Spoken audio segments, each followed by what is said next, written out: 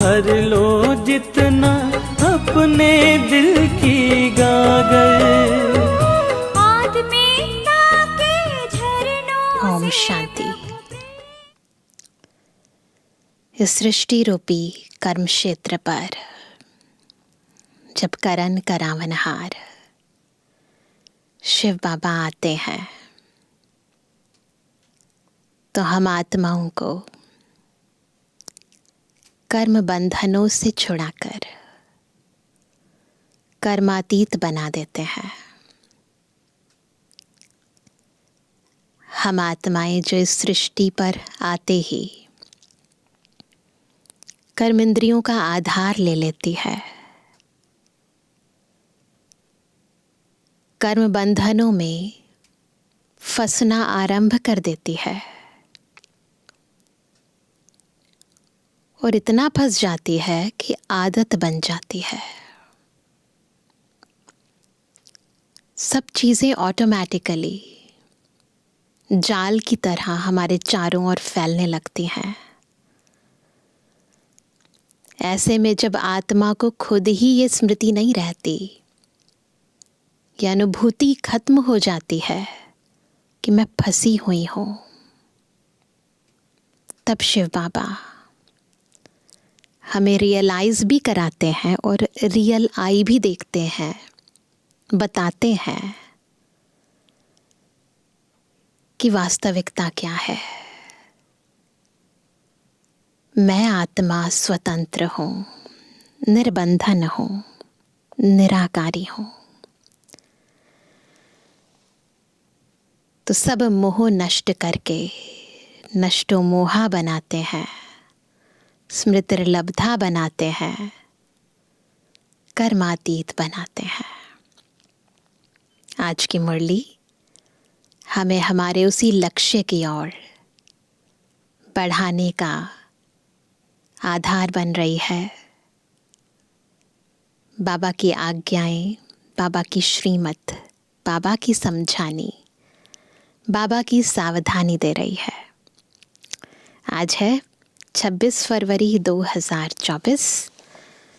बाबा के मधुर महावाक्य हैं, मीठे बच्चे, टीचर विदेही है, इसलिए याद की मेहनत करनी है। याद करते करते जब इम्तिहान पूरा होगा तब घर चले जाएंगे।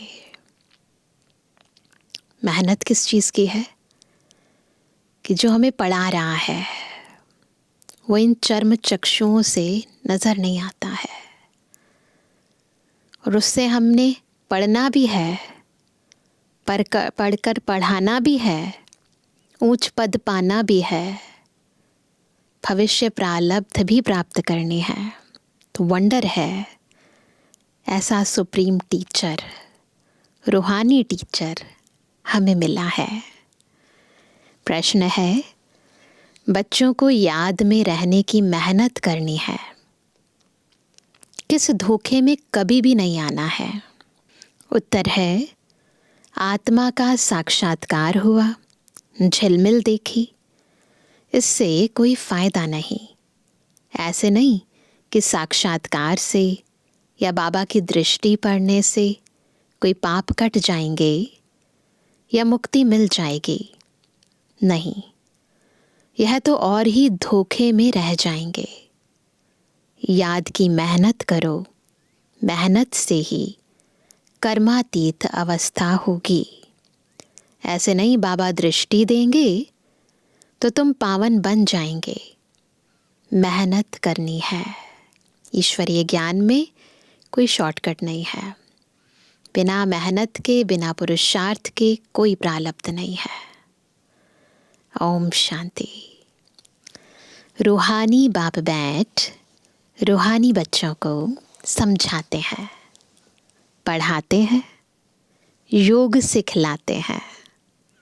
योग कोई बड़ी बात नहीं है।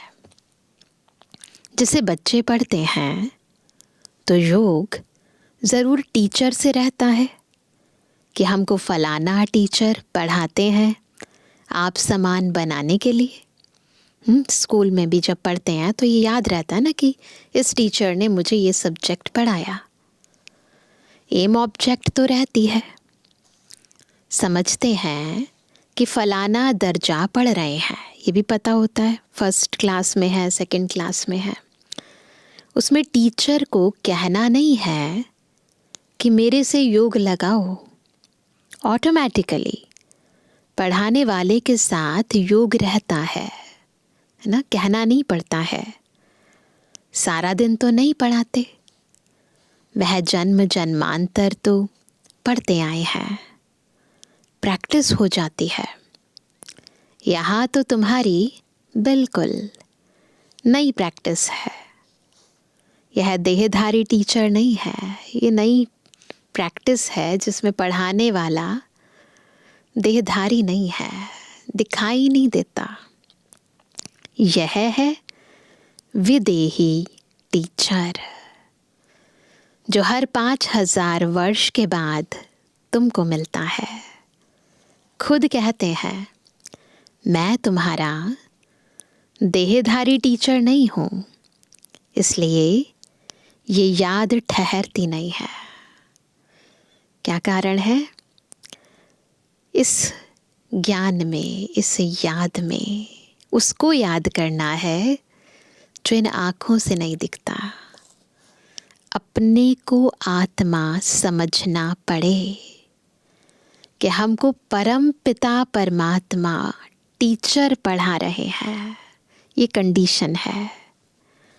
टीचर को याद ज़रूर करना है, याद करना है, पाप भी काटने हैं, परंतु टीचर को याद करने से पहले ये याद रहे कि मैं आत्मा हूँ ना। टीचर को याद ज़रूर करना है जब तक इम्तिहान पास हो। याद करते करते इम्तिहान पास हो जाएगा, फिर चले जाएंगे घर, फिर याद नहीं रहेगी, ना याद करने की ज़रूरत रहेगी, ना हमें कोई याद रहेगी। इम्तिहान पूरा होते ही ड्रामा फिनिश हो जाता है। फिर तुम बच्चों को मालूम है कि हमारी आत्मा में पार्ट भरा हुआ है 84 जन्मों का, जो हमको बचाना है। यह भी अभी मालूम है, पीछे वहाँ यह याद नहीं रहेगा। यहाँ तुमको सारी नॉलेज मिलती है। टीचर ही बैठ सारी नॉलेज बच्चों को समझाते हैं। जो समझते रहना है और याद में भी ज़रूर रहना है। घड़ी घड़ी बाप कहते हैं मन मना भव। मन मना भव का अर्थ भी है, बच्चे समझते हैं, अक्षर राइट है। बाप खुद कहते हैं मुझे याद करो तो विकर्म विनाश होंगे। इसमें टाइम तो लगता है, एक लाइन में बाबा कह देते हैं, परंतु इसको जीवन में, लाइफ में लाने के लिए बहुत टाइम लगता है। अपनी जांच करनी है। जैसे पढ़ाई में और सब्जेक्ट होती हैं, हिस्ट्री, हिसाब किताब, साइंस आदि। स्टूडेंट समझते हैं हम कहाँ तक पास होंगे, पता होता है ना अपना हर एक को। तुम बच्चों की बुद्धि में है कि हम इतने इतने मार्क्स से पास होंगे। अपने को देखना चाहिए कि हम बाबा को भूल तो नहीं जाते हैं। बहुत लिखते हैं बाबा, माया घड़ी घड़ी भुला देती है। बहुत माया के तूफान आते हैं, विकल्प आते हैं। न समझने के कारण लिखते हैं बाबा इसमें पाप तो नहीं लगता। पूछते हैं बाबा ऐसा करेंगे तो पाप तो नहीं लगेगा। ऐसे ऐसे संकल्प विकल्प आते हैं। देखने से ख्याल आता है यह करें, बुद्धि ना विचलित हो जाती है। अनेक जन्मों की आदतें हैं, इसमें पाप तो नहीं लगता। बाप कहते हैं नहीं, पाप तब होगा जब कर्मेंद्रियों से विकर्म करेंगे। बुद्धि में चलता है। तो इस साकार मुरली में बाबा ने कहा कि कर्मेंद्रियों से विकर्म करेंगे तो पाप लगेगा, परंतु अव्यक्त वाणियों में बाबा ने सूक्ष्म कर्मों पर भी ध्यान खिंचवाया है। संकल्प भी व्यर्थ ना चले। बाबा बार बार समझाते रहते हैं। बच्चों को ज्ञान तो है, यह भी जानते हैं कि विष्णु और श्री कृष्ण को स्वदर्शन चक्र क्यों दिखाया है। दिखाते हैं अकासुर बकासुर को मारा। ऐसे बहुत सारे श्री कृष्ण के चरित्र बताते हैं। अब मारने की तो बात ही नहीं। श्री कृष्ण तो संपूर्ण निर्विकारी, अहिंसा परमो धर्म था, तो फिर वो कैसे हिंसा कर सकते। यह तो अपने पाप कटने की बात है। शिव बाबा को भी कहेंगे ना स्वदर्शन चक्रधारी। उनको सारे चक्र का ज्ञान है। आत्मा को बाप से ज्ञान हुआ है। यह सृष्टि का चक्र कैसे फिरता है। स्वदर्शन चक्र धारण कर, कहाँ धारण करना है? उंगली में नहीं, बुद्धि में। अपने पापों को भस्म करना है। ज्ञान को धारण कर बाप को याद करो। बाप को याद करने से ही विकर्मों का विनाश होता है ना। कोई राक्षस नहीं है, कोई दानव नहीं है, विकर्मों का विनाश होता है। हर एक को अपने लिए मेहनत करनी पड़ती है। ऐसे नहीं बाबा दृष्टि बैठ देंगे कि इनके पाप कट जाएं।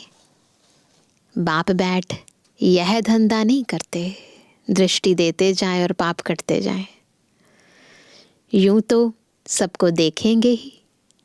देखने से व ज्ञान देने से विकर्म विनाश नहीं होंगे। बाप तो रास्ता बताते हैं, ऐसे ऐसे करो तो विकर्म विनाश होंगे। श्रीमत देते हैं। अच्छा समझो, बाप आते हैं, आत्मा समझकर देखते हैं। ऐसे नहीं इससे हमारे पाप कट जाएंगे, नहीं। पाप कटते हैं अपनी मेहनत से। ऐसे बाप बैठ करे तो यह तो एक धंधा हो जाए। बाप समझाते हैं, ऐसे ऐसे तुम अपने बाप को याद करो। बाप है ही श्रीमत देने वाला। मेहनत अपनी करनी है। बाबा गाइड करेंगे, मदद करेंगे। मेहनत हमें खुद करनी है। बहुत समझते हैं फलाने साधु सन्यासी की दृष्टि ही बस है। कृपा आशीर्वाद लेते लेते गिरते ही रहते हैं। बस दर्शन पाने के लिए लाइंस में लगे रहते हैं। सोचते हैं शायद एक बारी दर्शन हो जाए तो हमारे पाप खत्म हो जाएंगे, जीवन तर जाएगा। तो बाबा कहते हैं कि ऐसी आशीर्वाद और कृपा लेते लेते गिरते आए हैं। वह क्या कृपा करेंगे? वह तो अपने ब्रह्म महातत्व को ही याद करेंगे। बाप तो साफ रास्ता बताते हैं, ऐसे ऐसे करो। गाते भी हैं, नंगे आए नंगे जाना है। कहते ना खाली हाथ आए खाली हाथ जाना है। आत्मा अशरीरी आई अशरीरी जाएगी। यह गायन भी इस समय का है। बाप के वर्शंस फिर भक्ति में काम आते हैं। अब बाप कहते हैं मुझे याद करो तो विकर्म विनाश होंगे। बाप तो श्रीमत देते हैं। यह भी ड्रामा में उनका पाठ है। श्रीमत देना श्री श्री शिव बाबा का पाठ है। इसको ही मदद कहो, ड्रामा अनुसार श्रीमत गाई हुई है। बाप को मत देनी है। कहते हैं अपने को आत्मा समझो। ये है नंबर 1 श्रीमत बाबा की। अपने को आत्मा समझो, बाबा को याद करो। ऐसे नहीं मदद दे कर्मातीत अवस्था में ले जाएंगे, नहीं, टाइम लगता है, बहुत मेहनत करनी पड़ती है। अपने को आत्मा समझने का बहुत अच्छा अभ्यास करना है। वास्तव में माताओं को टाइम बहुत मिलता है। बाबा के टाइम पर इतनी जॉब्स करने का रिवाज नहीं था। अभी तो माताएं बहनें भी जॉब करती हैं, तो उस समय घर में रहती थी माताएं तो टाइम मिलता था। पुरुषों को धंधे का फुरना रहता है।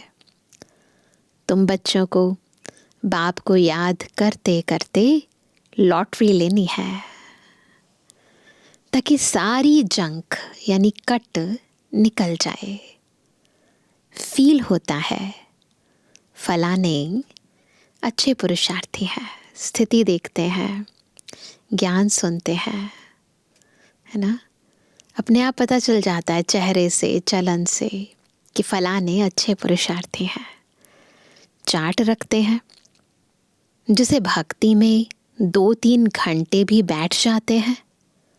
वानप्रस्थी गुरु आदि बहुत करते हैं, परंतु उनको भी इतना याद नहीं करते जितना देवताओं को याद करते हैं।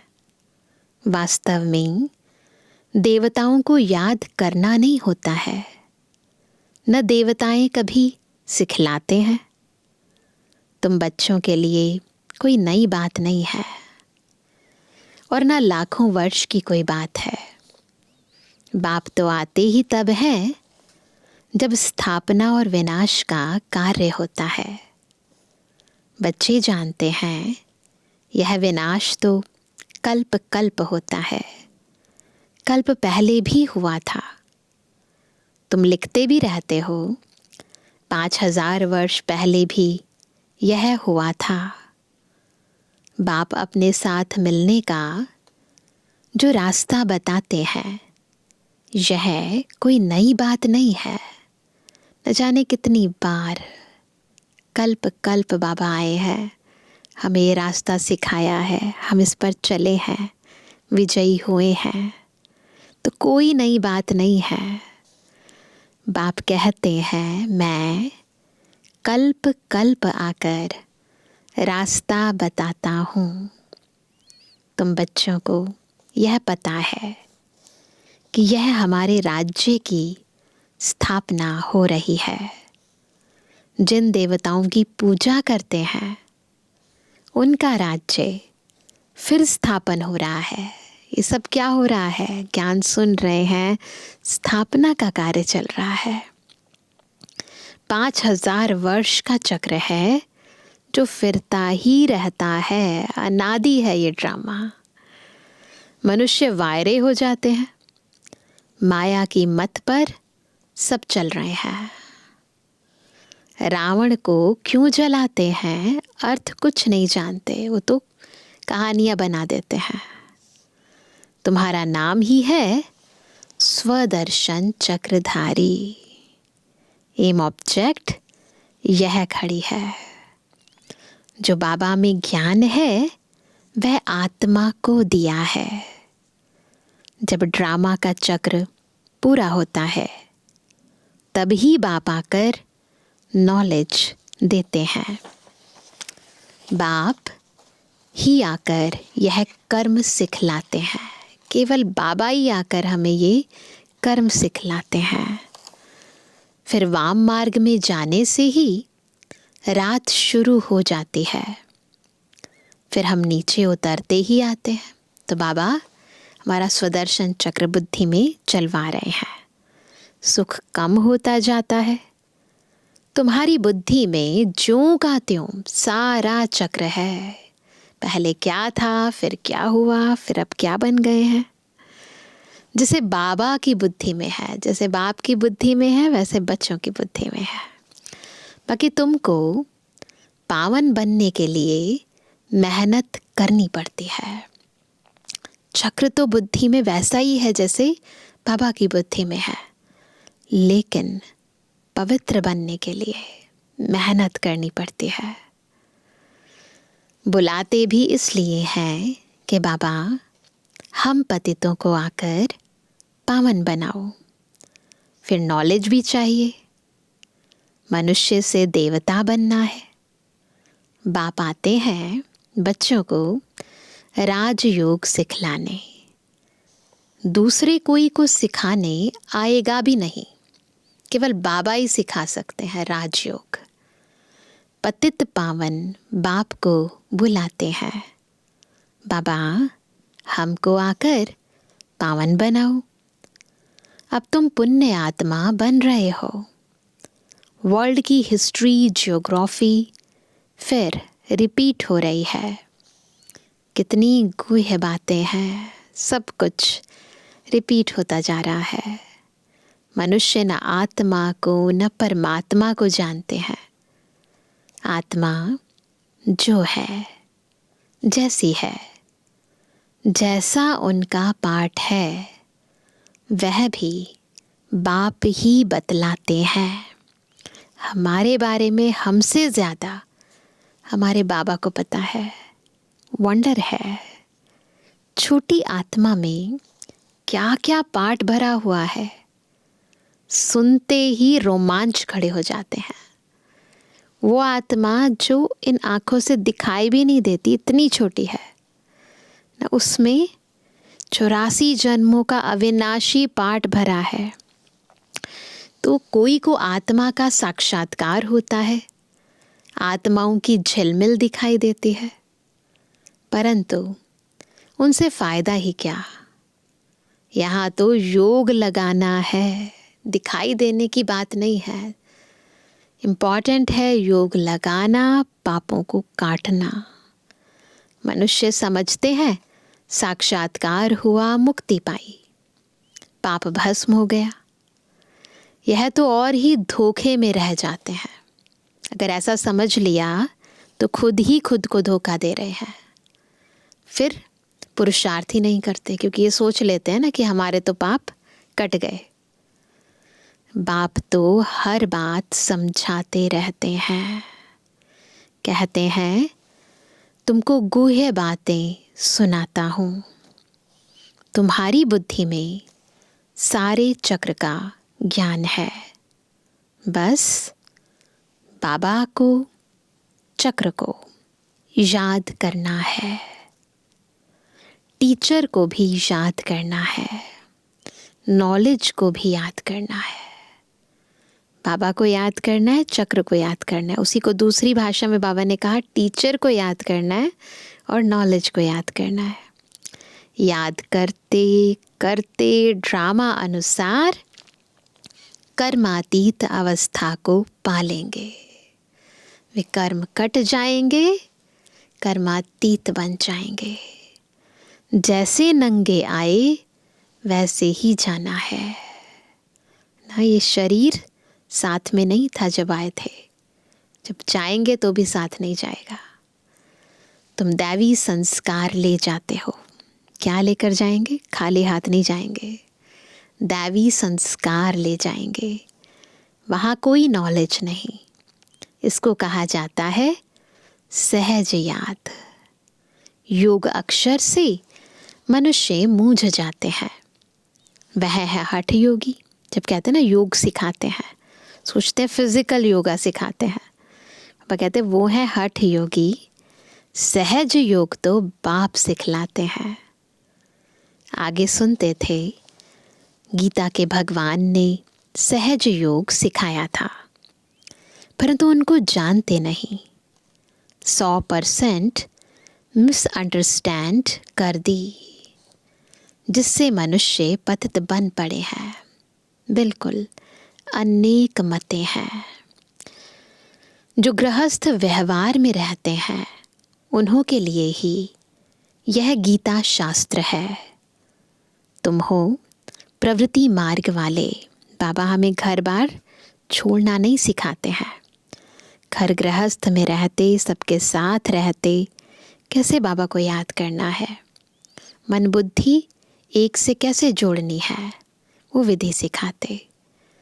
पहले तुम्हारा पवित्र प्रवृत्ति मार्ग था, अब अपवित्र बन पड़ा है। सतयुग त्रेता में पवित्र प्रवृत्ति मार्ग, फिर द्वापर से अपवित्र, अब फिर पवित्र बनना है।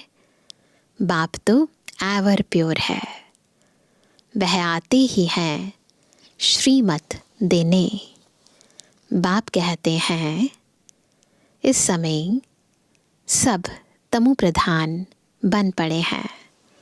पहले सतु प्रधान थे, जैसे हम भी पहले सतु प्रधान थे, फिर तमु प्रधान बने।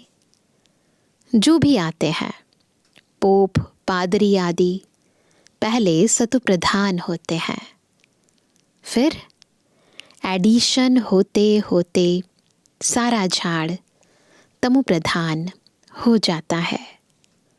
अभी तो जड़ जड़ीभूत अवस्था में है। तुम बच्चे समझते हो हम ही सतु प्रधान थे, फिर नंबरवार तमु प्रधान बनते हैं, फिर सतु प्रधान बनना है। बस ये चक्र चलता रहता है, सतु प्रधान से तमु प्रधान, फिर सतु प्रधान, नंबरवार ही बनते जाएंगे ड्रामा अनुसार। डिटेल तो बहुत है। जैसे बीज है, उनको पता है कैसे झाड़ निकलता है। इस मनुष्य सृष्टि झाड़ का राज बाप ही बताते हैं। बीज को देखकर माली बता देता है इससे कौन सा झाड़ निकलेगा, कैसा झाड़ निकलेगा। वैसे बाबा तो चैतन्य बीज है, तो बता देते हैं इस संपूर्ण सृष्टि का सारा राज। बागवान भी वही है, जानते हैं हमारा बाग कैसा अच्छा था। बाबा बागवान है तो बाबा को याद है कितना सुंदर बगीचा था। बाप को तो नॉलेज है ना, कितना फर्स्ट क्लास खुदाई बगीचा था। स्वर्ग क्या है, गार्डन ऑफ अल्लाह, तो बाबा को सब याद है। अभी तो शैतानी बगीचा है। शैतान कहा जाता है रावण राज्य को, जहाँ तहाँ महामारी लगी हुई है। अभी बाकी जो एटॉमिक बॉम्ब्स रहे हुए हैं वह भी तैयार कर बैठे हैं। सब समझते हैं यह कोई रखने की चीज़ नहीं है, इनसे विनाश होना है ज़रूर। अगर विनाश ना हो तो सतयुग कैसे आएगा? यह तो बिल्कुल साफ है। भल दिखाते हैं महाभारी महाभारत लड़ाई लगी, 5 पांडव बचे, वह भी गल मरे, ऐसे शास्त्रों में दिखाया है। परंतु रिजल्ट कुछ भी नहीं। इतनी बड़ी महाभारत लड़ाई हुई, फिर बाद में 5 पांडव गल मरे, हिमालय पर्वत पर चले गए, फिर रिजल्ट क्या हुई? कुछ प्राप्ति तो नहीं हुई। यह भी ड्रामा बना हुआ है जो बाप बैठ समझाते हैं। भारत को ही लूटा, अब फिर रिटर्न दे रहे हैं, पिछाड़ी तक देते रहेंगे। यह भी तुम जानते हो, विनाश में सब कुछ खत्म हो जाएगा। जब हमारा राज्य था तो दूसरा कोई का राज्य था नहीं। एक धर्म, एक राज्य, एक भाषा थी। History must repeat. भारत फिर हेवन बनेगा, लक्ष्मी नारायण का राज्य होगा, और कोई खंड का वहाँ नाम नहीं। अब है कलयुग का अंत, फिर इन लक्ष्मी नारायण का राज्य आएगा। हम फिर यह बनते हैं। बाप कहते हैं मैं आया हूँ राजयोग सिखलाने। हम यह बनते हैं, और बनना कैसे है वो सारी प्रक्रिया बाबा सिखाते हैं। कल्प कल्प अनेक बार तुम मालिक बने हो। इन्हों की सारे विश्व में राजधानी थी। बड़े अक्लमंद थे। वहाँ उन्हों को वजीर आदि से राय लेने की ज़रूरत नहीं। सतयुग में वजीर नहीं होते। लक्ष्मी नारायण खुद ही इतने बुद्धिमान होते हैं, किसी से राय लेने की ज़रूरत ही नहीं। यह ड्रामा बना हुआ है, फिर रिपीट होगा। श्री कृष्ण के मंदिर को कहते हैं सुखधाम। शिव बाबा आकर सुखधाम स्थापन करते हैं। वो तो छोटा सा मंदिर बनाकर उसका नाम सुखधाम रखते हैं, परंतु शिव बाबा तो सच में सारी दुनिया में हमारे लिए सुखधाम स्थापन करते हैं। वह खुद कहते हैं क्राइस्ट से 3000 वर्ष पहले भारत स्वर्ग था। पहले एक धर्म था, फिर दूसरे धर्म आए। बच्चों को वंडर खाना चाहिए। बाबा हमको बादशाही कैसे देते हैं? बाप आकर भक्ति का फल देते हैं। कितना सहज है। परंतु समझेंगे वही जिन्होंने कल्प पहले समझा होगा, नंबरवार पुरुषार्थ अनुसार। अच्छा, तुम लकी सितारों पे याद प्यार नंबरवार पुरुषार्थ अनुसार। रूहानी बच्चों की रूहानी बाप दादा को गुड मॉर्निंग, नमस्ते नमस्ते नमस्ते। धारणा के लिए मुख्य सार। पहला, स्वदर्शन चक्र को धारण कर अपने पापों को भस्म करना है। संभाल करो, कर्मेंद्रियों से कोई भी पाप कर्म ना हो। कर्मातीत बनने की स्वयं मेहनत करो। दूसरा, साक्षात्कार की आश नहीं रखनी है। साक्षात्कार करने से मुक्ति नहीं मिलती, पाप नहीं कटते। साक्षात्कार से फायदा नहीं है। जंक निकलेगी बाप और नॉलेज को याद करने से। वरदान है चेहरे द्वारा सर्वश्रेष्ठ प्राप्तियों का अनुभव कराने वाले सर्व प्राप्ति संपन्न भव। सर्व प्राप्ति संपन्न कैसे बनेंगे? जब चेहरे द्वारा सर्वश्रेष्ठ प्राप्तियों का अनुभव कराएंगे। संगम युग पर आप ब्राह्मण आत्माओं को वरदान है सर्व प्राप्ति संपन्न भव। ऐसी वरदानी आत्मा को मेहनत नहीं करनी पड़ती। उनके चेहरे की चमक बताती है कि इन्होंने कुछ पाया है। यह प्राप्ति स्वरूप आत्माएं हैं। कोई कोई बच्चों के चेहरे को देख लोग कहते हैं कि ऊंची मंजिल है, इन्होंने त्याग बहुत ऊंचा किया है। त्याग दिखाई देता है लेकिन भाग्य नहीं। जब सर्व प्राप्तियों के नशे में रहे, अपना भाग्य दिखाओ तो सहज आकर्षित होकर आएंगे। तो चेहरे से त्याग नहीं, भाग्य नजर आना चाहिए।